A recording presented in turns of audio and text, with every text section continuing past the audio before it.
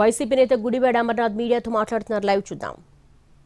కేటాయింపు చేసినటువంటి భూములకి ఏపీఐసీ కేటాయించినటువంటి భూములకి వారు అభివృద్ధి చేసేటువంటి ఇండస్ట్రియల్ పార్క్స్ కి అందులో 22.5% ప్లాట్స్ ఎస్సీ ఎస్టీస్ కి కేటాయించడానికి పాలసీ ఉంది. ఇప్పుడు కొత్తగా ఇచ్చేటువంటి ఇండస్ట్రియల్ పార్క్ పాలసీలో ఏదైతే ప్రైవేట్ వాళ్ళకి ఇస్తామని చెప్తున్నటువంటి ఈ పీపీపీ పద్ధతిలో ఇస్తామన్నటువంటి పాలసీలో అవి ఏవీ లేవు. ప్రైవేట్ వాడికి చేతిలో పెడతారట, వాడు అందులో సినిమా హాళ్ళు కట్టుకోవచ్చట, వాడు ఇందులో రెసిడెన్షియల్ హౌసింగ్ కట్టుకోవచ్చట, వాళ్ళు లేఅవుట్లు వేసుకోవచ్చట, వాడు షాపింగ్ మాల్స్ కట్టుకోవచ్చంట. అసలు ఏపీఐసి అనేటువంటిది ఇండస్ట్రియల్ ఇన్ఫ్రాస్ట్రక్చర్ కార్పొరేషన్.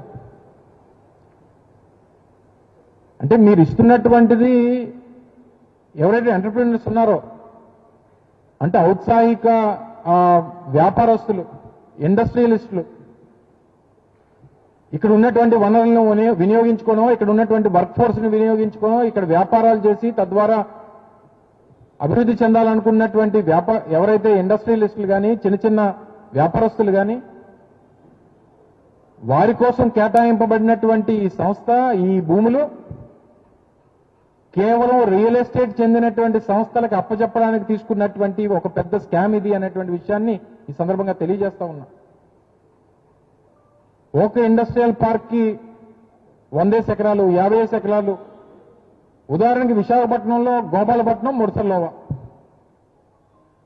అలాగే అనకాపల్లి జిల్లాలో పరవాడ, ఇవి ఎంత అభివృద్ధి చెందినటువంటి ప్రాంతాలు మీ అందరికీ తెలుసు. ఇక్కడ ఎంతెంత విలువ ఉంటుందో మీ అందరికీ తెలుసు. నాకు తెలిసి ముడసల్లోవలో మినిమంలో మినిమం 1 ఎకరం 50 కోట్ల రూపాయలు ఉంటుంది. అలాంటి దగ్గర ప్రభుత్వానికి సంబంధించినటువంటి సంస్థ ప్రైవేటు వాడికి నచ్చినటువంటి పనులు చేసుకునేటువంటి దానికి మీరు అవకాశం కల్పిస్తే, అంటే మీరు రియల్ ఎస్టేట్ వ్యాపారం చేయడానికి మీకు ప్రభుత్వాన్ని మీ చేతిలో పెట్టారా, లేదా ప్రైవేట్ వ్యక్తుల చేతిలో ప్రభుత్వం ఆస్తులు పెట్టడానికి మీకు ఈ అవకాశాన్ని ప్రజలు కల్పించారా? ఒకసారి ప్రభుత్వ పెద్దలు సమాధానం